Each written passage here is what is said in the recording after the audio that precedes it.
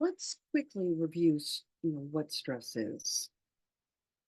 Stress is, we experience stress when a situation taxes or exceeds our resources. If I think, it is taxing, stressful for a 5-year-old to tie their shoes. For me, I barely even notice it. So again, as we've talked throughout the semester, these things are individualized and we need, it's not one size fits all.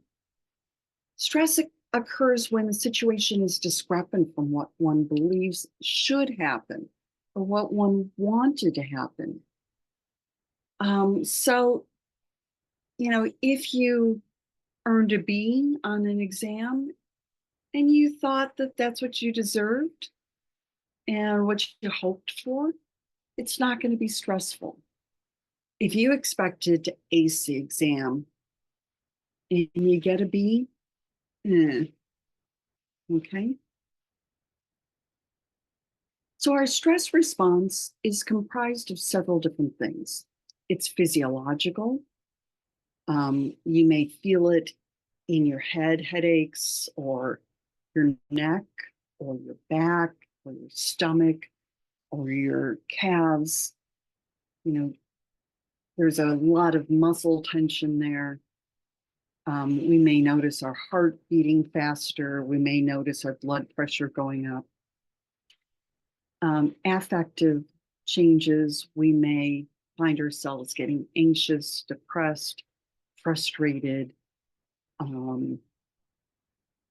angry.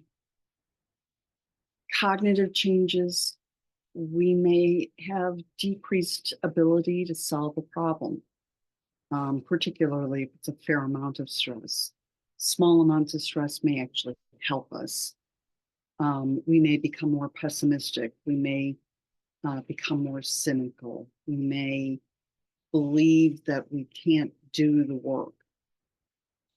And behaviorally, that shows up in terms of our coping mechanisms.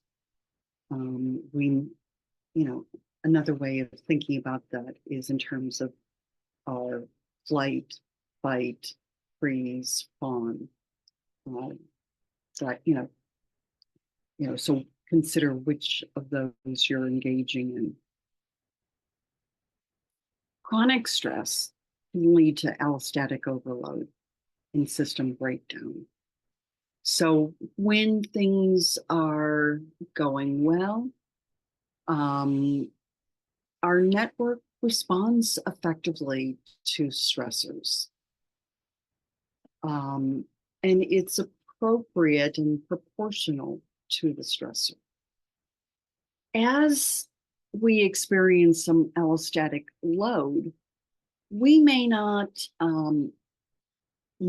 adapt to stressors in the way that we had previously or that we should be. So every loud noise makes us jump, or everything that happens gets an equal and proportional response. We may find that we don't return to baseline or don't return to baseline in the typical way.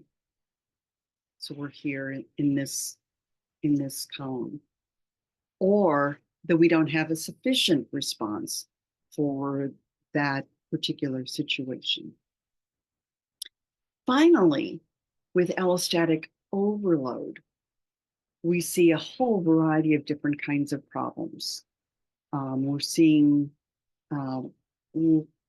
breakdown of the telomeres on our chromosomes. We may experience heart failure. Some of our systems aren't working effectively, and so perhaps we develop diabetes, or perhaps they're overactive and we experience some inflammation throughout the system, or underactive, and our heart isn't working sufficiently, or our hormones are not sufficiently responding.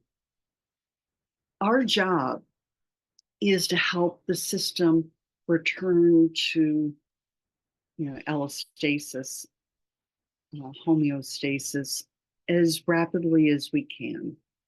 And so when we're working with people, we may ask them to, consider things like exercise, walking outside, spending time with their pets, spending time with their loved ones, meditating, challenging their thinking, watching funny movies, a variety of things that can be helpful in returning us to baseline. We'll talk about more of this in the next video. Take care.